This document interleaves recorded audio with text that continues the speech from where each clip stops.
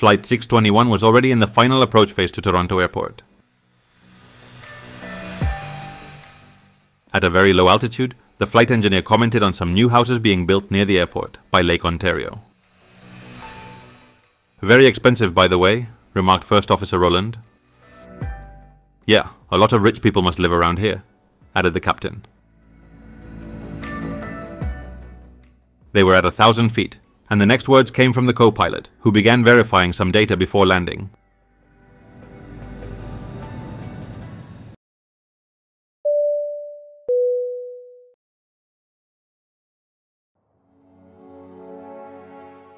July 5th, 1970. Montreal International Airport, Canada.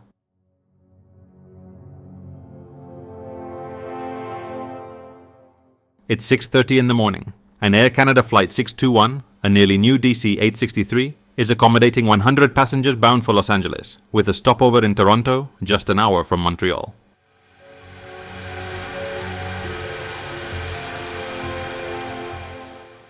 On April 29th, 1970, Air Canada, the flag carrier of Canada, received a new 4-engine passenger aircraft from the McDonnell Douglas DC-860 series. The Series 60, an upgrade from the smaller DC-850 series that Air Canada had operated since 1968, featured an elongated passenger cabin, making it the highest capacity passenger aircraft on the market for a time, until surpassed by the Boeing 747.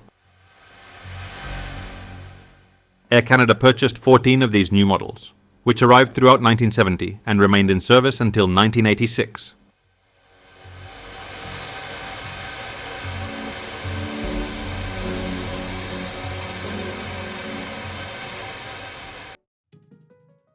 The weather is perfect for flying, with only a few scattered clouds, minimal wind, and no reports of turbulence. The 100 passengers boarding the DC-8 can expect a smooth journey, as can the crew, composed of 6 flight attendants and 3 pilots.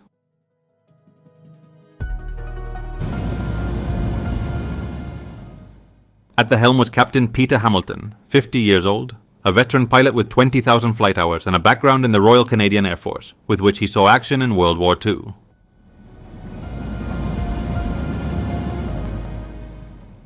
Alongside him was First Officer Donald Rowland, 40 years old, with approximately 9,000 hours and also a former RCF aviator, although his career had seen setbacks. In 1968, he was told there was no immediate prospect of being promoted to captain.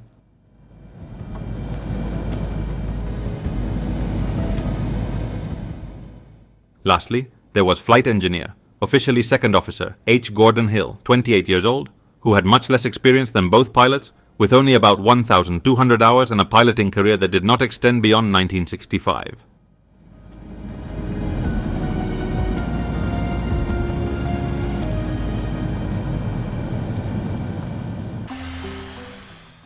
At 7:17 a.m., the aircraft began to taxi down the runway.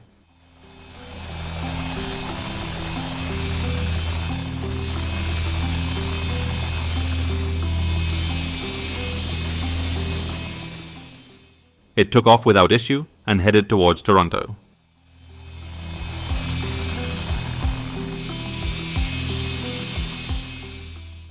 A few minutes later, they were established at cruising altitude.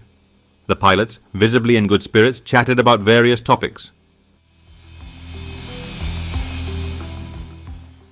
On Monday afternoon, I was wandering around the city alone and ended up at a pub I hadn't visited since 1944. The next day, I remembered why I stopped going. I couldn't get up until 2 p.m. Laughter filled the cockpit following this comment, but it was quickly interrupted by the controller.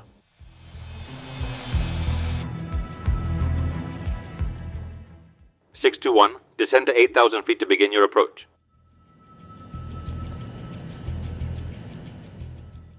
"Roger, 621.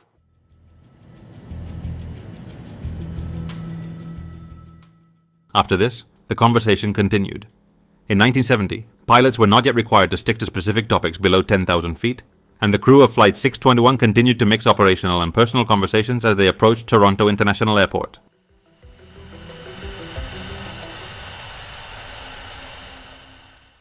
The cockpit voice recorder captured a discussion about pay, followed by vectors from Toronto Approach Control.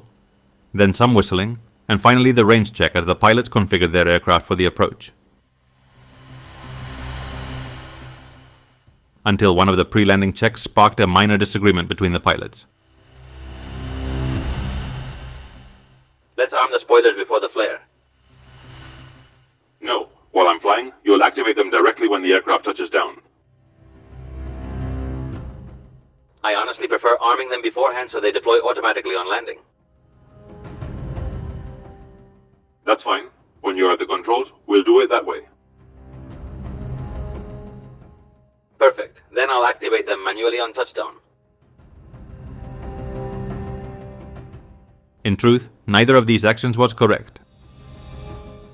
At Air Canada, the standard procedure was to arm the spoilers during the pre-landing checklist at an altitude of at least 1,000 feet above ground level. However, some Air Canada pilots disliked flying the last 1,000 feet with the spoilers armed due to the perceived risk of an uncommanded deployment, resulting in the emergence of several unofficial alternative procedures. To automatically arm the spoilers, a pilot could pull the spoiler lever upward, activating a mechanical lock that would cause the spoilers to deploy automatically once the wheels touched the ground. Alternatively, if necessary, the spoilers could be deployed manually by pulling the spoiler lever back to its stop instead of upward.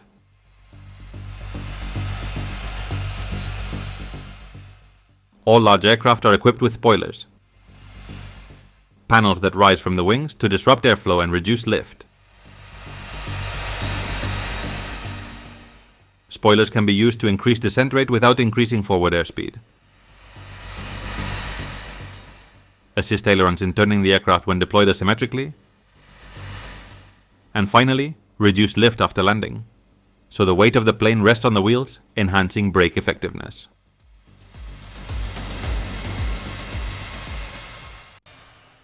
Flight 621 was now in the final phase of its approach to the airport. At a very low altitude, the flight engineer commented on some new houses being built near the airport by Lake Ontario. "Very expensive, by the way," remarked First Officer Rowland. "Yeah, a lot of rich people must live around here," added the captain. The plane was now just 1,000 feet above the ground, descending toward the runway and about to land. The first officer ran through one last check before touchdown. Check 3 greens, 4 pressures. Spoilers in flare. Alright, brakes 3 green 4 pressures, spoilers in the flare. No, spoilers not in the flare, when we touch down. Right, my habit. Spoilers when we touch down. You know what? I give up. Let's do it your way. Arm them in the flare. Despite what had been discussed earlier, the captain finally agreed to do it the first officer's way. Rowland let out a small, mischievous laugh. It seemed the captain had let him win. 1,000. Flying at barely 100 feet, the plane finally reached the runway threshold. Hamilton began reducing power and raising the nose for landing, at which point he shouted, "Okay," the signal to arm the spoilers. First Officer Rowland immediately grabbed the spoiler lever to comply. It was at this moment that Rowland made a simple yet terrible mistake. Instead of arming the spoilers, he deployed them. After so much discussion, his mind had assimilated that he would extend them upon touchdown, and he extended them, but they were still 60 feet above the ground. With the lift from the wings severely reduced, the plane plummeted hard towards the ground. The captain quickly realized the mistake and applied full power to try to climb again. But the descent rate was too high. The DC-8 struck the ground with a force of more than 5 G. The impact was tremendous, but the landing gear seemingly held up.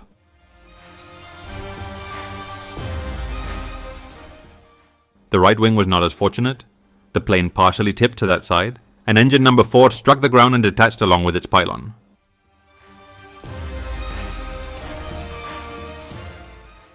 The pilots didn't realize this, and the plane ascended again due to the go-around maneuver executed by the captain.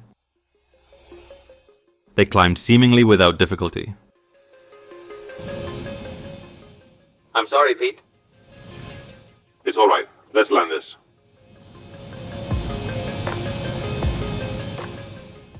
At that moment, as they ascended, the controller contacted them. 621, you have two options. You can make a 270-degree turn and land on runway 5R, or if you prefer, make a longer climb to perform your checks.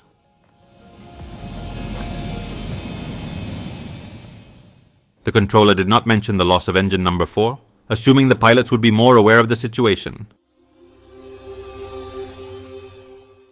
They would soon realize what was happening. The plane was tilting to the right, and the flight engineer shouted, "We've lost thrust from engine 4!" They didn't know they had literally lost the engine, leaving a hole in the wing where it had been. But the critical issue was something unimaginable. The impact and subsequent detachment had caused a hole in the fuel tank, and fuel was pouring out of the right wing.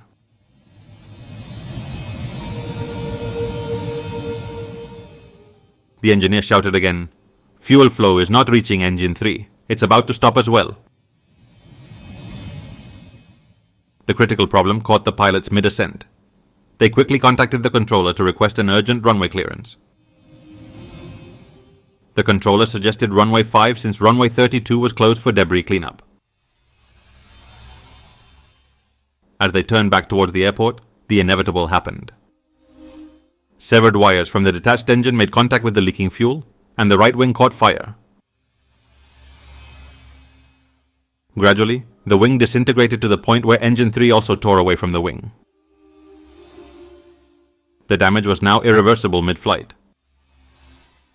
Inevitably after this, the DC-8 began spiraling downwards. The cockpit voice recorder captured one last phrase from the first officer before impact.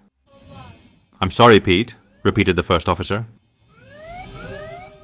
A second later, the plane exploded into pieces upon crashing into a farm near the airport. All 109 people on board perished instantly.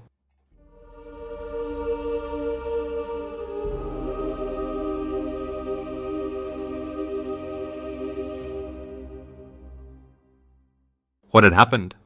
Was the co-pilot's mistake so deadly, or was there something more? After examining the wreckage and reviewing the contents of the black boxes, the accident investigators working for the investigation board were able to establish the basic sequence of events leading to the crash. The immediate cause was quite simple. At an altitude of 60 feet above the ground, when Captain Hamilton called for the spoilers to be armed, First Officer Rowland inadvertently deployed the spoilers, severely reducing lift and causing the plane to crash hard onto the runway.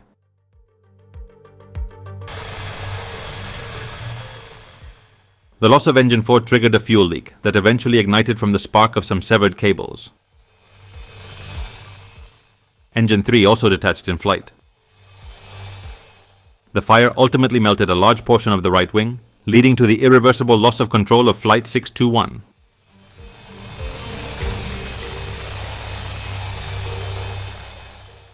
Investigators believe that if the spoilers had been deployed half a second earlier, the plane could have climbed again after the captain's maneuver. They also assert that if it had happened half a second later, the plane would have hit with such force that it could not have ascended, which in hindsight might have been a better option given the dramatic end of the DC-8.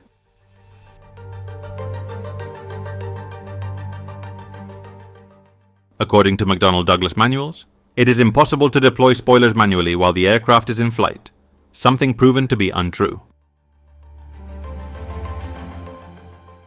It was not specified anywhere, but McDonnell Douglas clarified that the system preventing manual spoiler deployment would only work with the landing gear retracted. It is worth noting that this model could not use spoilers in flight because it had a thrust reverser system on the inner engines to help pilots descend more quickly without increasing speed.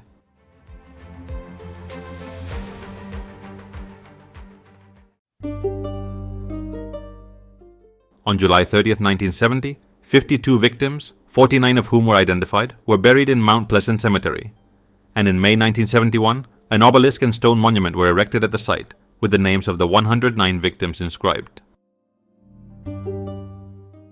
In 1979, Air Canada added an additional monument at the cemetery.